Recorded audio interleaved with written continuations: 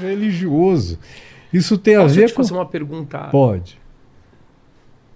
Polêmica? Pode. E não quero fazer para polemizar, não é por isso. É porque eu quero entender a sequência dessa fala. E também porque isso faz parte da minha interação diária. Eu tenho minhas redes sociais, etc e tal. Te perguntam muito isso. Me atacam. Ah, tá. Me atacam. Preciso deixar claríssimo que a grande maioria dos meus seguidores cristãos são extremamente respeitosos e muito queridos. Uhum. Assim como são queridos os que me atacam também. Uhum. E eu busco sempre responder para eles com muito carinho e com muita didática.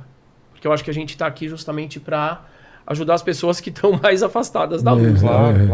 O remédio é para o doente, não é para o saudável. Mas uma das questões assim que eu mais percebo é quando pessoas falam assim: mas você não acredita que Jesus é Deus? Então você está condenado ao ranger de dentes, ao inferno eterno, etc. Isso é escatologia religiosa. Pois é. Perversa. Mas assim, exato. É como eu compreendo, porque eu digo assim, até por uma questão de bom senso, não é possível que Deus pede de nós que nós perdoemos, ou que o próprio Jesus em vida tenha pedido para Deus perdoar aqueles que teriam parafusado as suas mãos, e depois da morte ele diz, olha, a antítese manda pro inferno eterno, antítese disso, depois... Tudo. Exato. Como que fica essa questão perante os teus olhos? Porque assim, o seu discurso é bonito. Eu vou te repetir, Pastor Caio, a mesma questão que me fizeram. Veja que interessante. Alguém me fez uma questão assim no Facebook esses dias. Você é universalista? Querendo dizer, você não tem fundamento nas escrituras? Eu dei uma resposta. Universalista é isso? Não, ele quis dizer que na verdade eu sou relativista.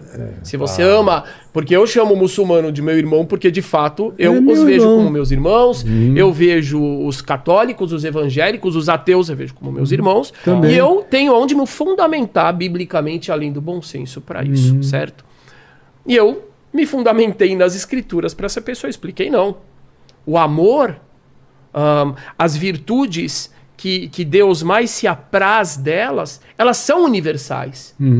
Então, à medida em que eu dedico a minha vida e os meus ensinamentos a essas virtudes, é claro que você, que é uma pessoa particularista, que não compreendeu o amor de Deus, que transcende as religiões e as barreiras, você vai achar que eu sou relativista. Mas não, tem visões religiosas que eu discordo delas veementemente. E uma delas é a sua.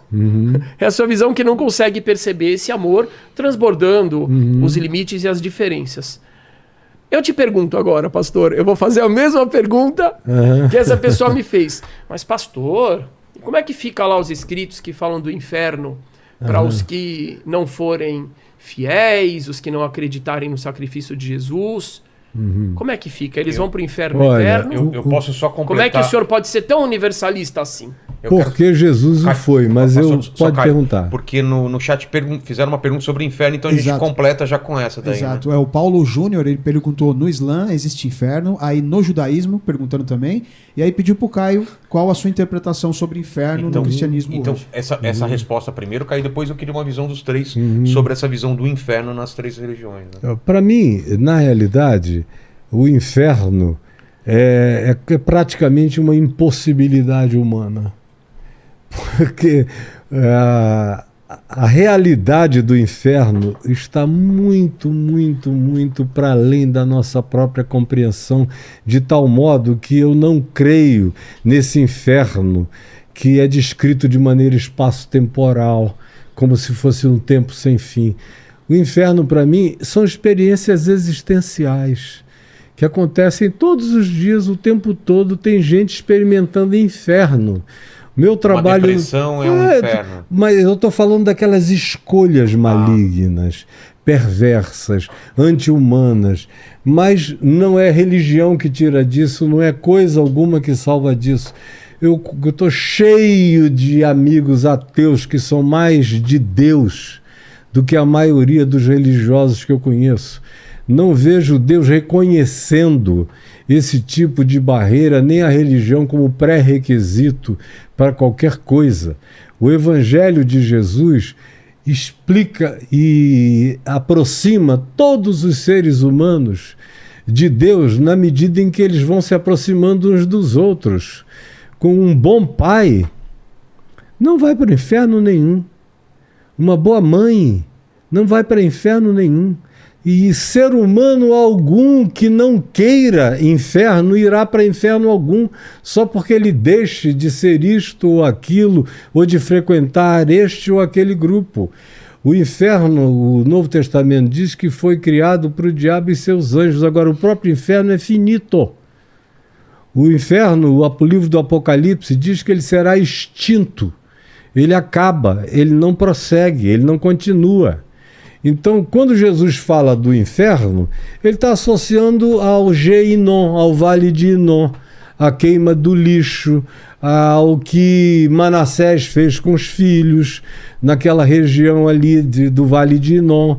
Mas não é uma designação para a qual as pessoas tenham que imaginar o próximo ardendo em chamas e ranger de dente por uma existência de natureza espaço-temporal, como se fosse uma linha linear no espaço-tempo sem fim para sempre.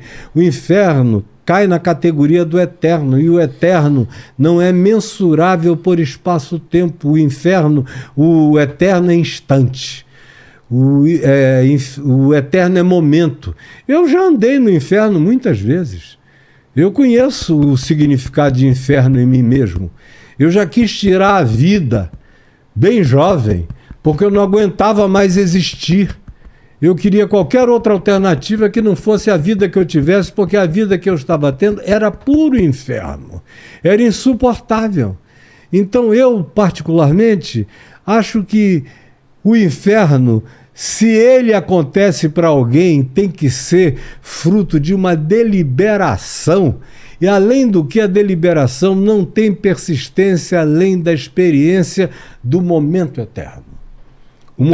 Então, de acordo com a sua compreensão, como pastor, como cristão, uma pessoa que, por ser de outra denominação, não acredita, por exemplo, na história de Jesus, não porque ele é mau, não porque ele não quer acreditar, mas simplesmente porque ele foi educado de outra forma. Crê em Jesus, tem muito a ver com cultura. Ou para ele isso não tem sentido. Com geopolítica. De acordo com a sua visão baseada nos evangelhos, essa pessoa será contemplada por Deus? Baseada nos evangelhos e em todo o Velho Testamento, começando, por exemplo, nos Salmos, no profeta Isaías, no profeta Jeremias, especialmente quando você chega em Malaquias, tem uma expressão linda, no início do capítulo 2, quando o profeta Malaquias fala da parte do Senhor ao povo e aos sacerdotes especialmente, porque era uma profecia extremamente sacerdotal, e é onde vem o dízimo, depois no capítulo 3, era bem sacerdotal. Ele diz: o que vocês estão pensando? Que vocês são os que me prestam sacrifícios? Quem me dera houvesse alguém que fechasse as portas desse templo, porque o culto de vocês me é vão, me é debalde. E ele não está falando de doutrina errada, só está falando de coração distante.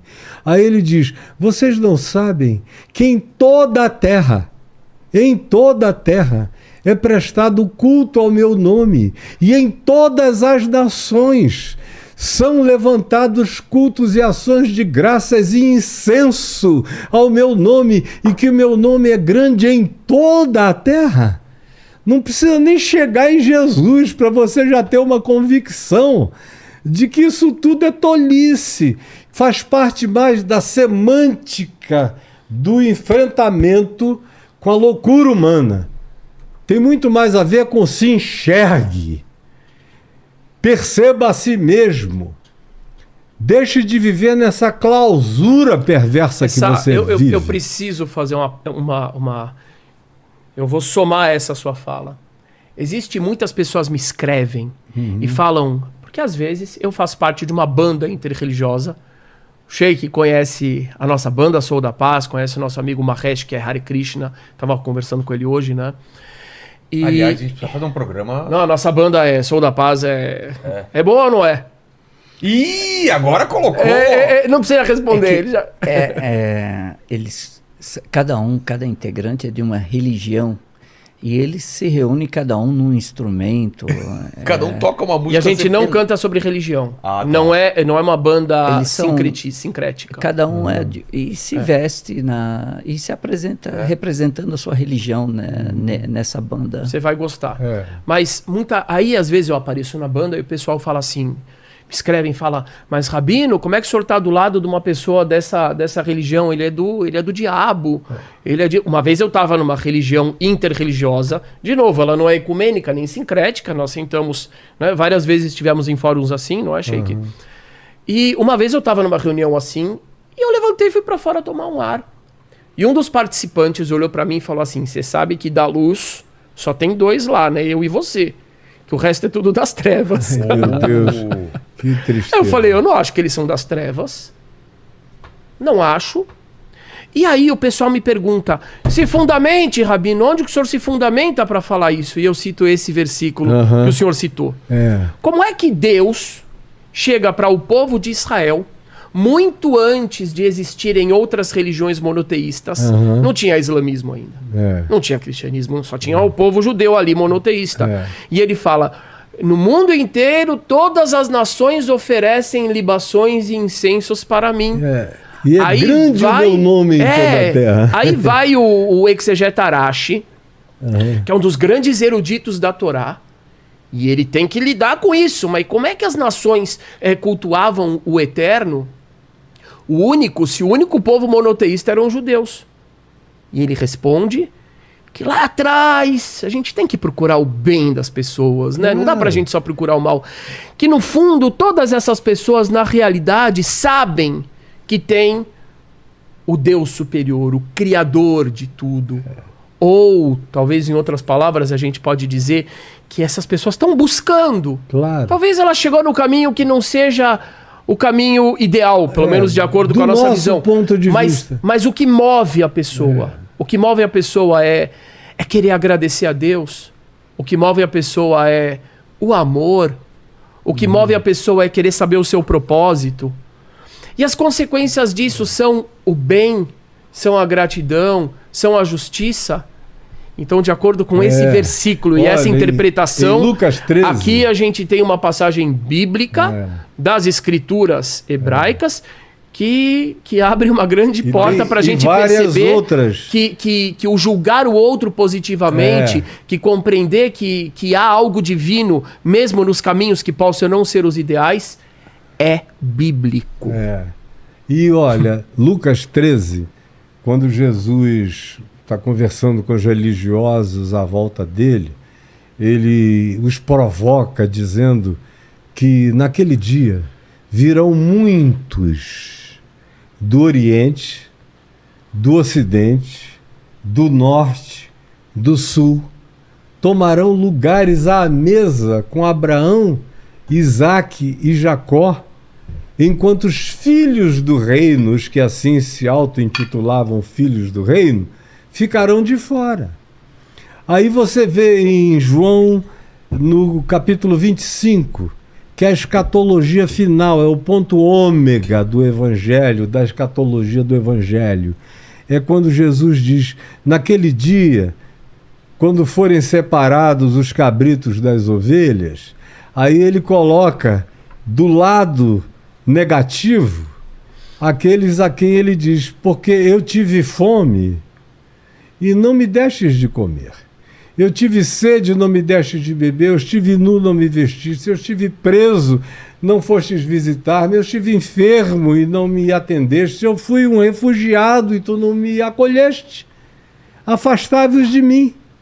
Aí eles vão dizer, quando, Senhor, que nós te vimos assim? Ou seja, a pressuposição era de um pessoal que achava que sabia. que achava que sabia. Quando que nós te vimos assim? Nós jamais te veríamos assim e deixaríamos que tu ficasse assim, porque é o pressuposto da religião. Eu sei quem é Deus, quem é Jesus, e essa é a coisa mais capaz de nos cegar definitivamente, é quando essa presunção toma conta do coração. Aí ele vira para o outro lado e diz: vinde, benditos do meu Pai, porque eu tive fome, me deste de comer. Repete tudo outra vez. E eles vão dizer: Senhor, quando? A gente nunca te conheceu, nunca te viu, não sabíamos quem tu eras. Aí ele diz: sempre que vocês fizeram isso a um desses pequeninos irmãos na terra inteira, a mim vocês me faziam.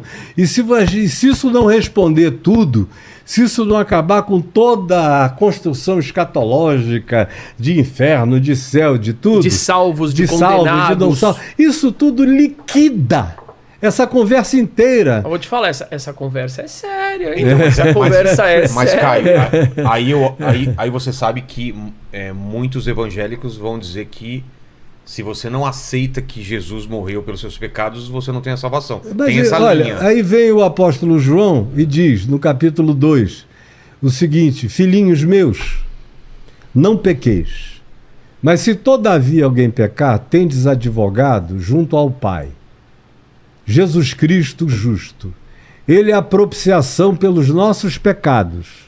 E não somente pelos nossos próprios, mas ainda pelos do mundo inteiro. Está lá no Evangelho. É porque o pessoal só ouve pregadores de mente completamente fechada e bloqueada. Porque se lessem os Evangelhos, a mente deles universalizaria a graça e o amor de Deus sobre todos os homens. Paulo, escrevendo a Tito, ele diz: porque Deus, nosso Salvador, é o nosso Salvador, e não somente dos fiéis, mas ainda de todos os homens. Então, existem coisas que a gente, na presunção religiosa, fica querendo definir, fica querendo virgular, fica querendo estabelecer limites, que são verdadeiras blasfêmias, porque Deus está para além da nossa capacidade de poder dizer o que é e o que não é, quem é e quem não é. Se eu sei, bem-aventurado eu sou se eu pratico. Agora, quem não sabe, não sabe. E viveu de acordo com a luz que teve. Jesus diz 4, 5 vezes nos evangelhos que ninguém será julgado pela luz que não recebeu. Todos...